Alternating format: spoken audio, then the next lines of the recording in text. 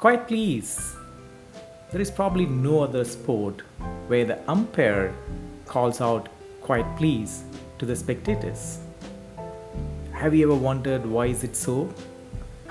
Even in my childhood early days, I thought it's part of the elite class norms, along with those white dresses and others.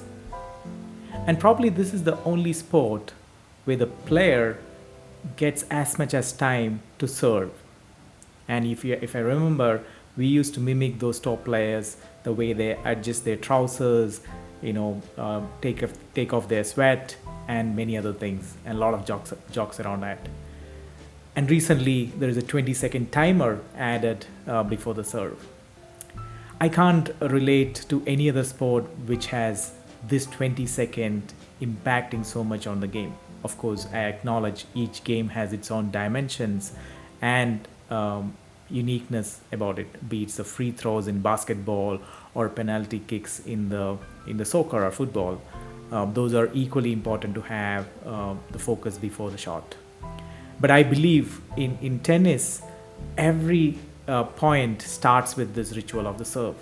And, and I was wondering what it goes in those 20 seconds in the player. If God, Buddha, had to choose a sport, I believe he would have chosen tennis and he would have truly become the god even in the game. Welcome back to another brain bite of Chung's Talks and Tales. Hope you're all keeping safe. As an ardent follower of the game, I had my own imagination about it. Lucky enough to pick it up as a true amateur many years back, and I still continue to be an amateur, maybe a little advanced amateur recently.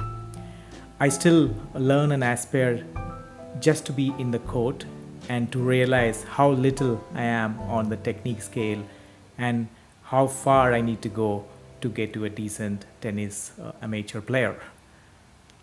Now, I get coaching lessons on weekdays and sometimes with 10-year-olds and 8-year-olds as well. Definitely, a coach helps you to get your learnability factor back, especially even in the early morning, a stress relief for all of us.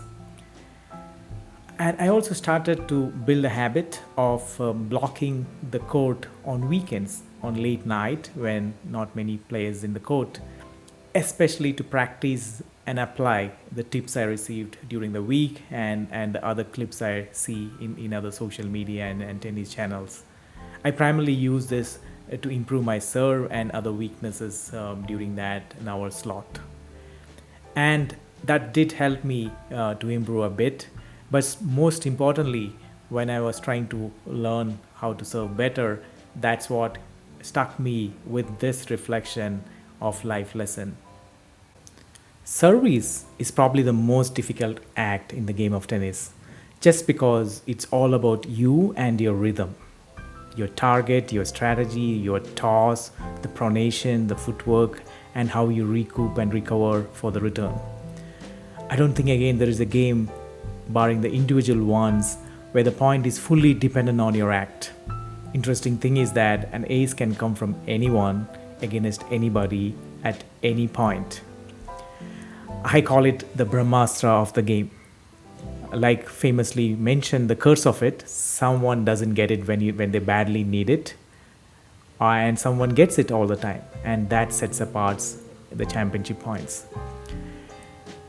This is clearly told by many leading professionals. The time you take to serve, the time you take between the points and games and sets, what separates the champions in that day.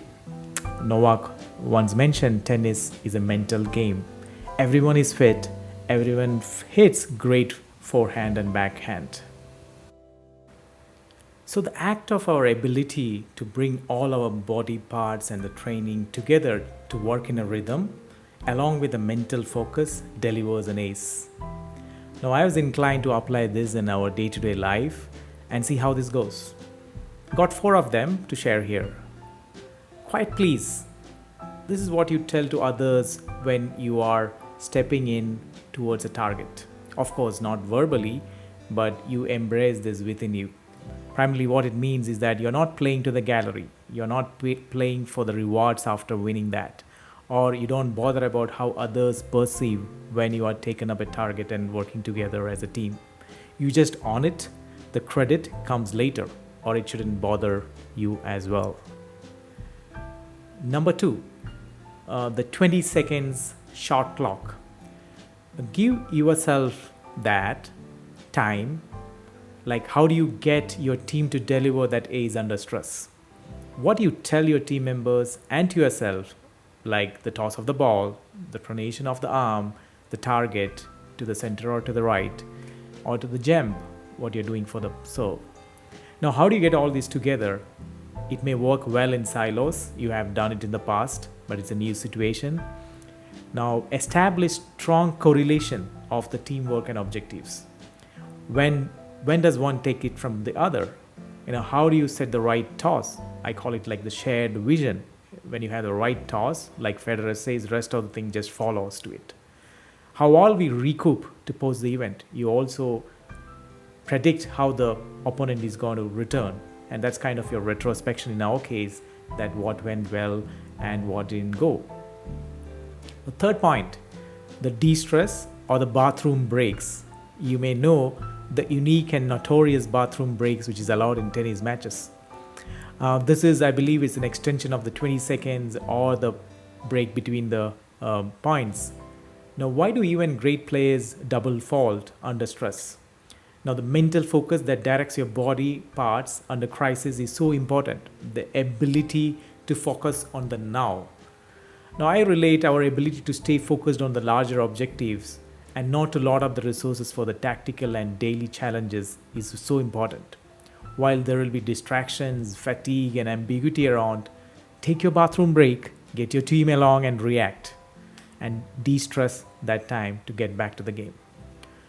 Now, the last point I really love about this is tennis has an approach which is played set by set. It's point by point, game by game, and set by set. Why I love set by set is a set is a decider. Now, you have seen many matches down under 2 sets. Great champions have come back, and we have also seen the champions who are leading the initial sets have either withdrawn or has been really in a miserable position in the 4th set or 5th set. I also hear from the coaches that sometimes the true champions even decide how they lose a 3rd set or 4th set. They experiment new strategies while they're losing. They get feedback from the opponent whether the new strategy is working, trying a different serve, trying a different, attacking the net, or any of the strategies they try out when they're losing. So they're not just losing a set, but they're also experimenting and losing. Now, in our world, we call it fail fast.